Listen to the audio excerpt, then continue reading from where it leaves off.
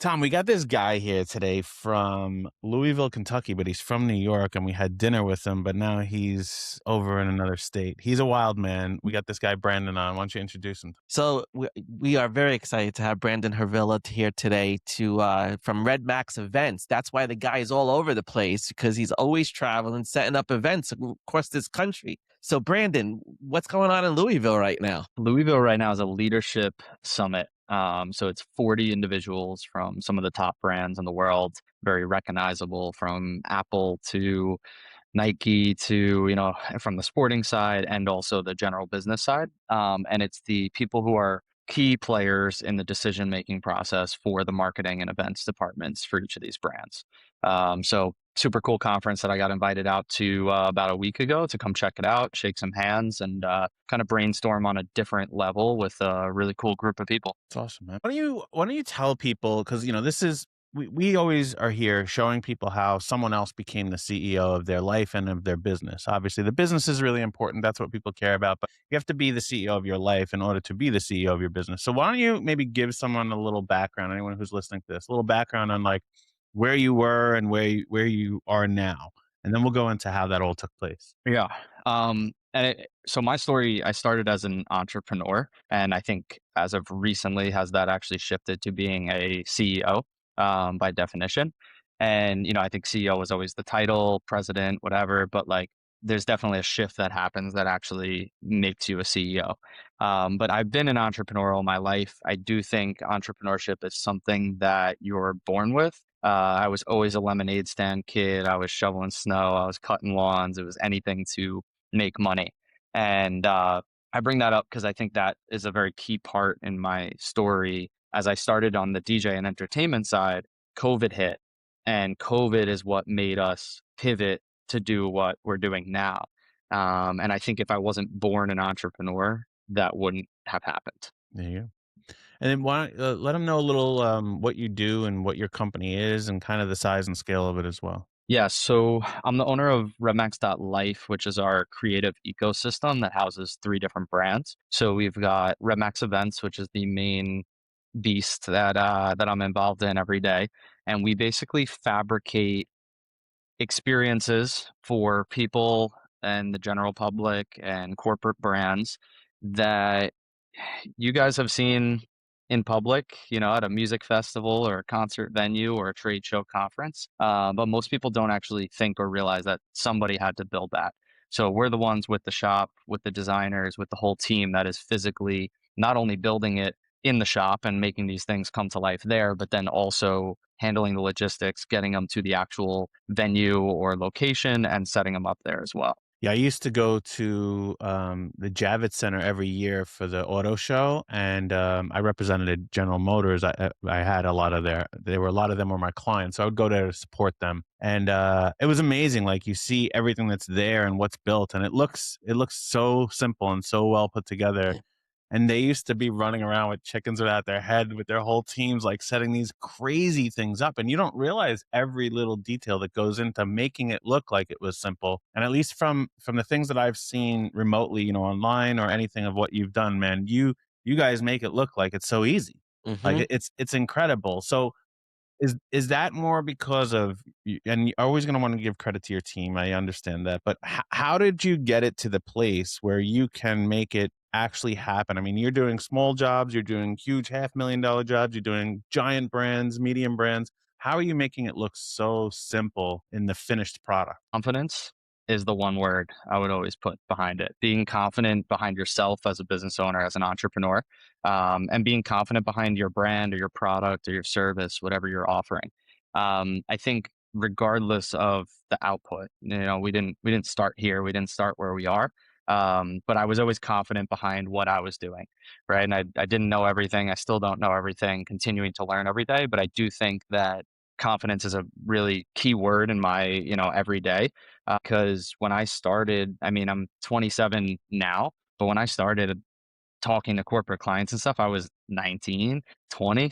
Approaching someone who's been there, done that, who's been in the industry for X amount of years as a 20-year-old is extremely difficult. And so I had to carry myself in a professional, confident way. It's so impressive that you are 27 and you've been doing this for 8 years, 9 years, whatever it is. And we always talk to CEOs and we talk about in our behave, become philosophy. We always talk about beliefs that people had to overcome to start to behave and become that CEO.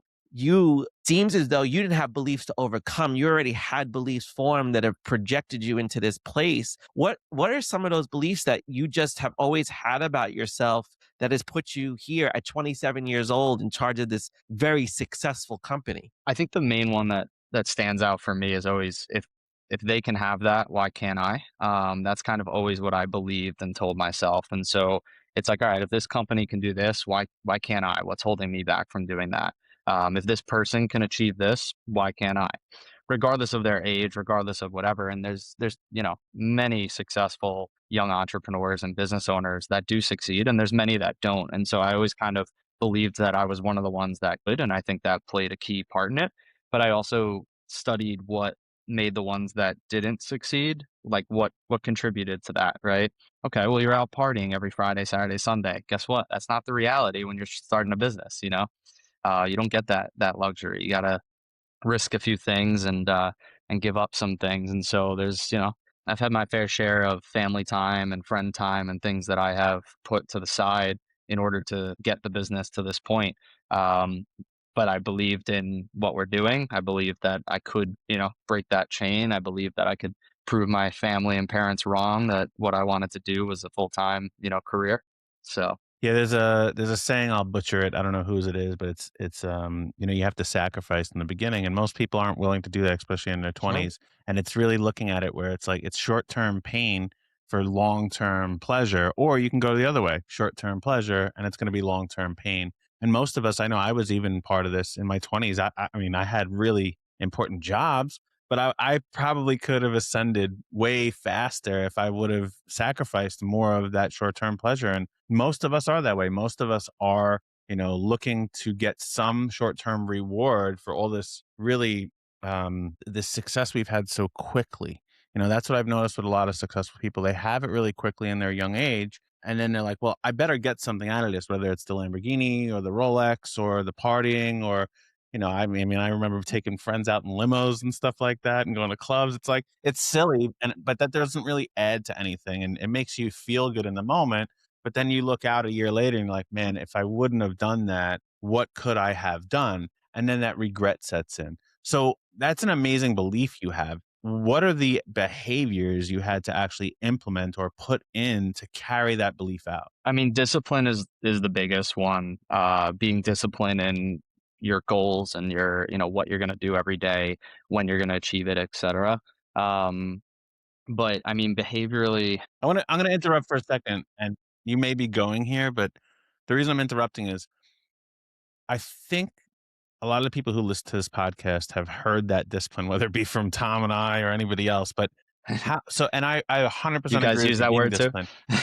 Yeah, but the interesting I want them to be able to understand is what is someone else's version of discipline? Like what was discipline for you versus what it may have been for me or what it is for the person listening or watching right now? Because that's the interesting part when we learn, wow, Brandon did these things and that he considered that discipline. I would have never even considered it. That may be really a needle mover for them to take that next step or really have the success that they want. I think the biggest thing that I had to be disciplined on, because it's so easy to get influenced by outside forces and other people telling you what's right, what's wrong, etc. And so one of the biggest things I had to be disciplined on is trusting my gut. Like my gut told me that this is what I'm going to do, this is the direction I'm going to go, this is what you have to do, and that came with not listening to a lot of people, like parents included on many things. I just had to go a different route and, put emphasis on my goals and my beliefs on that sense. And that was very difficult to do.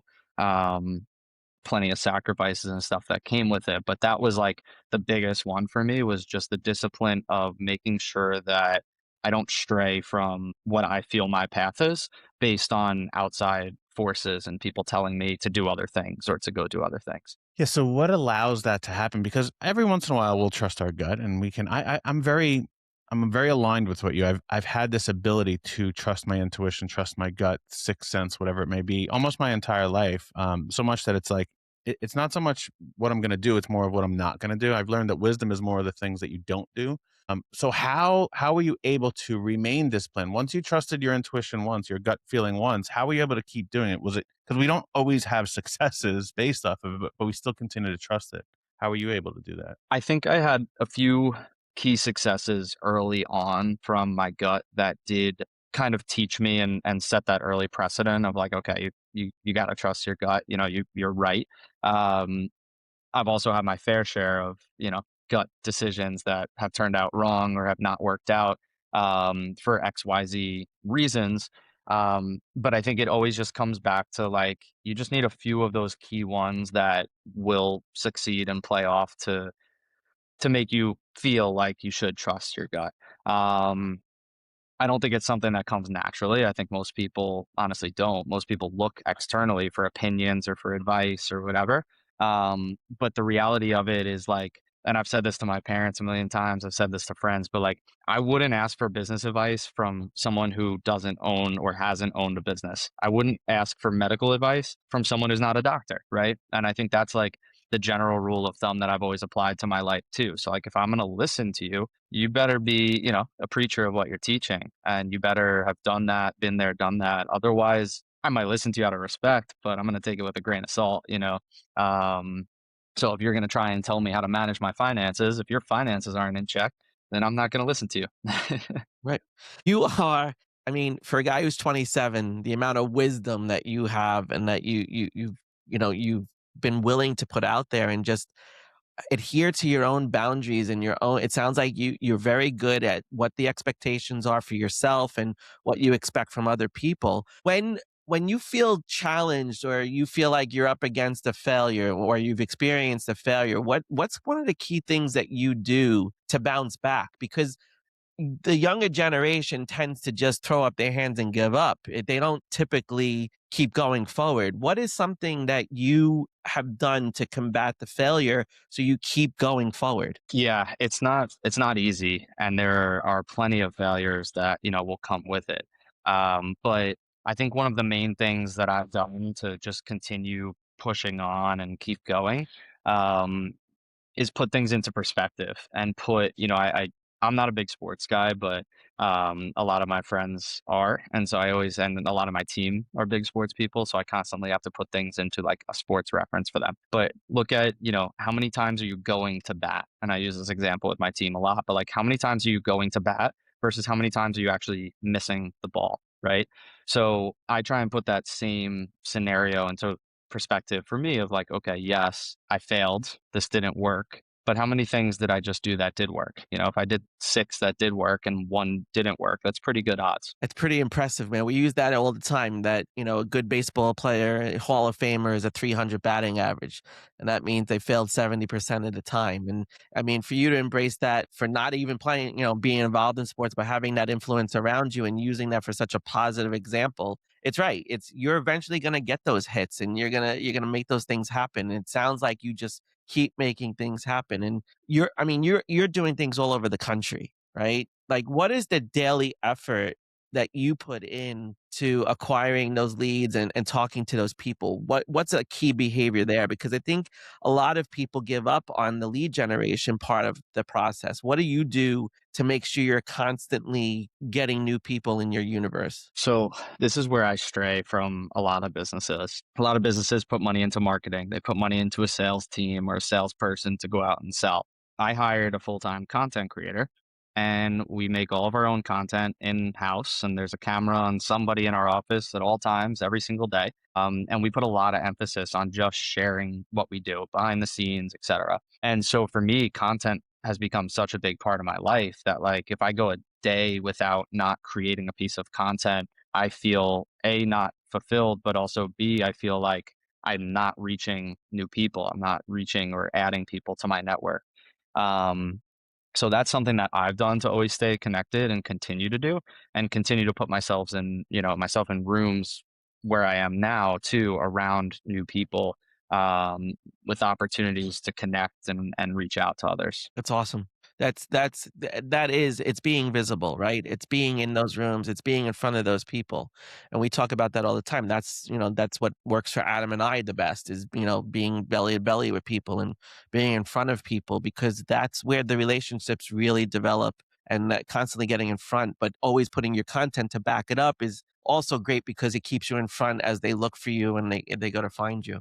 Yeah, you're in an That's awesome. interesting industry too, which is Yeah. it's really intriguing to see all the behind the scenes, to see your work in action because it's not typical, it's not clothing that you're seeing out there. It's not, some kind of influence thing or fitness that we always see, which is like, all right, we can see you at work. Like you, we have a friend and a client of ours who's an architect. Like I've never been on the roof of a 60-story skyscraper and seen what's going on. So it's actually intriguing. And when I have watched your content, your team, whoever you did hire, does a really good job. It's beautiful work. It tells a story, but it still keeps my attention.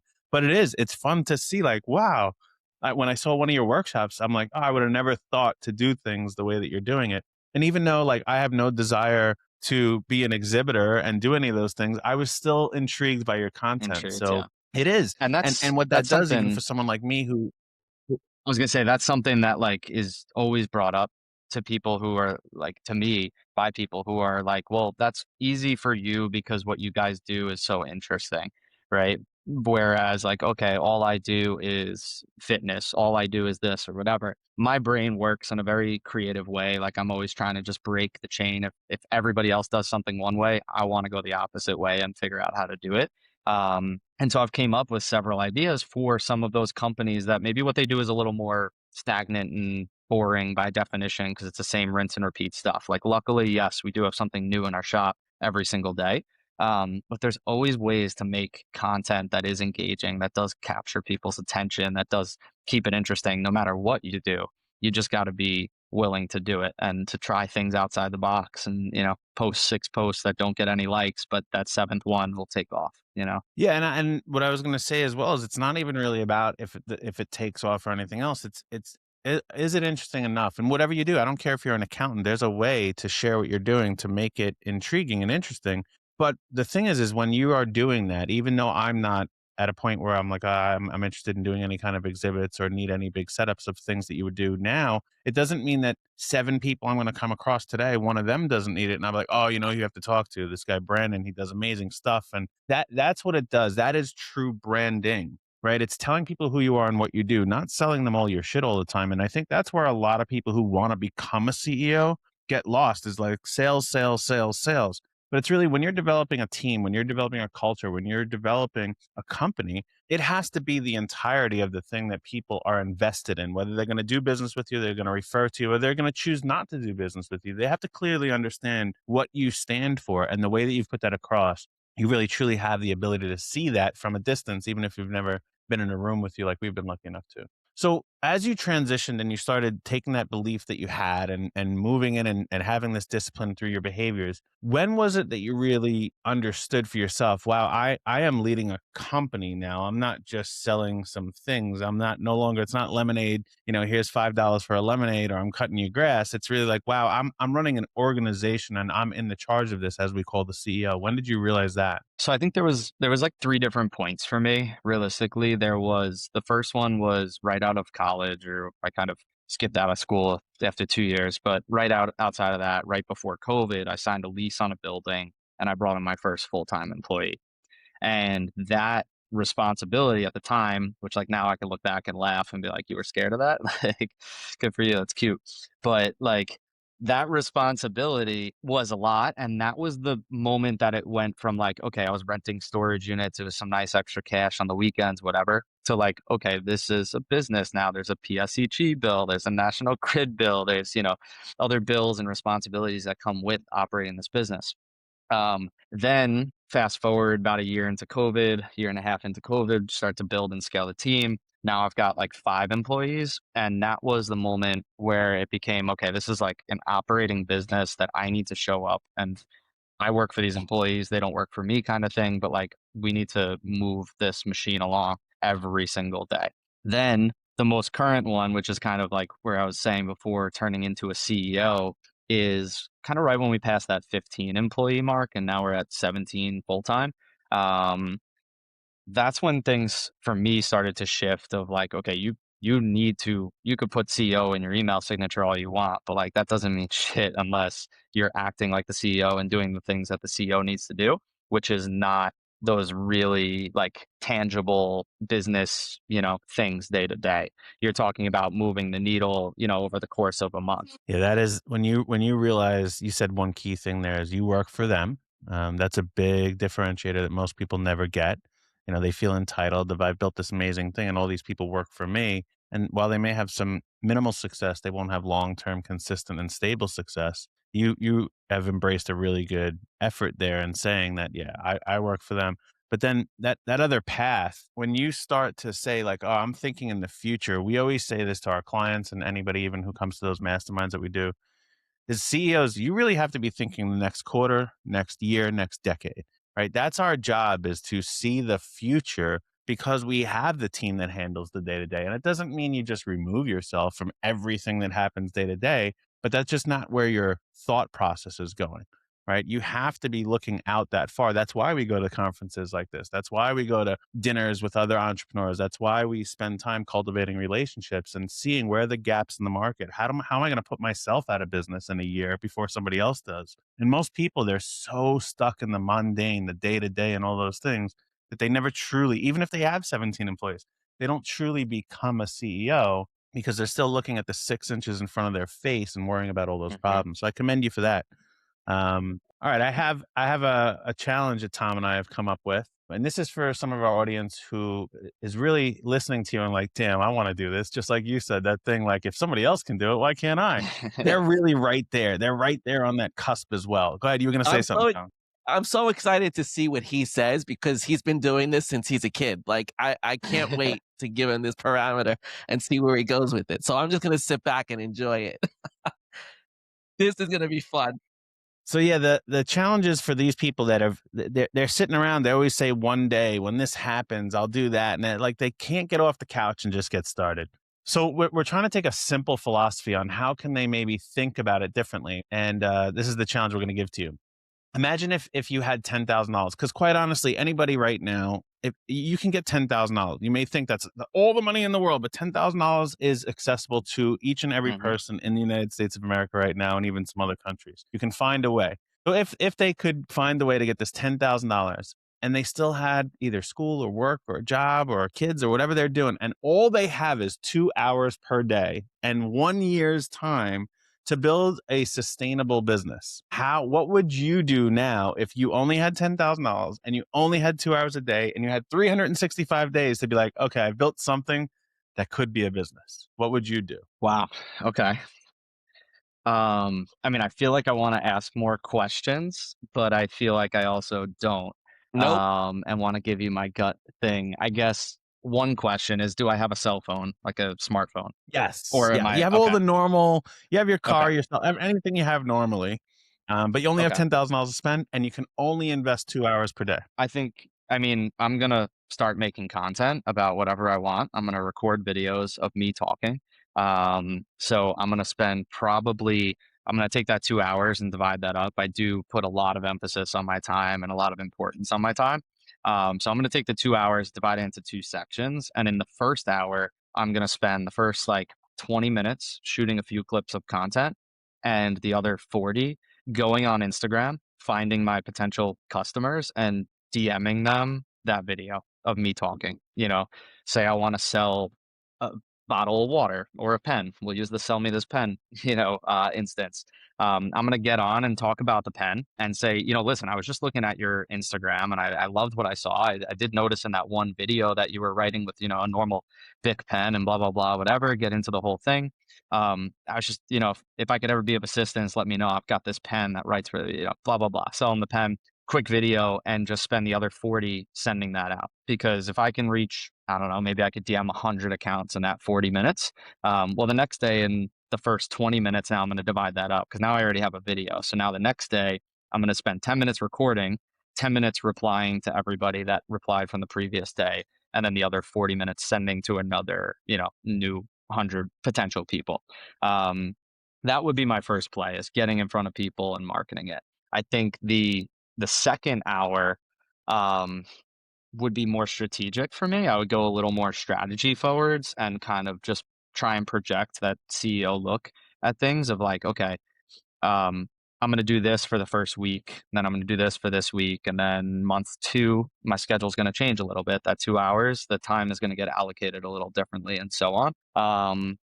Especially as ideally orders start to come in, and now I've got to split that 2 hours up and handle fulfillment or whatever else, whatever the business is. So does that answer that? That, it sounds like a great plan because and here's what I like about it, Brandon, is that you're looking at what it takes day to day in the mundane, in the moment and doing that, but you're also still allowing yourself to plan out for the future with the strategy and everything else. And it really is that simple. So anyone who's listening, I'm sure there are ways that you could do something very similar like this because Brandon just laid it out pretty simply. And if they wanted to find out a little bit more about you and see what you're doing, or even maybe ask you questions, what's the best place that they would find you? Yeah, I'll share my contact. Did you notice though that I didn't bring the $10,000 into that anywhere? I didn't use the money. Yeah. And that it's funny that you say that, man, because So most businesses do not need any CapEx. to They start. don't need it. Yep. They don't need it. It's Yep. You it's could sell it's something effort and before it energy. exists. It's sweat equity. It's yeah, and Exactly. I love that you're saying that. So you really need people to sell it to. There are plenty of things you can sell, and you really don't even know what you will sell most of the time until you really understand the audience that is attracted to you, will trust you, will rely on you, will want to talk to you. Hmm. So you may pivot. You may think you have the greatest widget in the world, and then all of a sudden your audience is like, "I like you, but that widget sucks," and you can pivot off of that. And so many people are getting the logo together, they're getting the website together, they're getting the product refined. Here's my offer letter. Here's my call to action, my lead magnet, my this, my that, and then they get out there and like nobody wants this, and they just wasted 6 months to a year of their time building something that nobody wanted. So I love that you did do that. I love that you don't need the money, but it's nice to know you have the money because there will come a time we all need money in business. It is a Hmm. requirement, but usually not until you have some customers that need you to spend that money. To spend. Yeah. I mean, I would just jump into it. And that's like my advice to anyone is just do it. Like, yes, is there a value behind a business plan and all this other strategy stuff? Yes. But honestly, I didn't have a written out formal business plan when I started this business. And if I did, we would have strayed so far from what it is to get to where we are now. But Right, Mhm. I Right. just jumped into it and I right. started doing it. So in the time that everyone else spent writing their business plan, I already had 10 customers lined up at my door. Like speed wins in business any day. Yep. And the business Um, will tell you what to do next. Like if you just are, and this is why it comes back to your intuition. If you are open enough to listen and then trust your gut, you will learn along the way. Successes and failures will teach you. Here's the next thing I need to strategize. It doesn't need to be that difficult. You don't need to. When you become the CEO, yeah, you may need to think what's the next decade look like. But in the beginning, it's listening and being really attentive to what you need, what the clients need, what your staff needs, what the market mhm. needs, and then doing that. We sell a lot of t-shirts. One of the shirts we used to sell is do the thing. Because people would ask us like, oh, should I do this or should I do that? Or maybe I can go here. And what do you think about this? Like, just do the thing. Because once you do the thing, it's going to tell you if you were right or wrong. It's really that simple. So I appreciate. So where can they find you, Brandon? What's the best place? Is it Instagram? Is it Social's the best. Instagram at Brandon Havrilla, post videos weekly.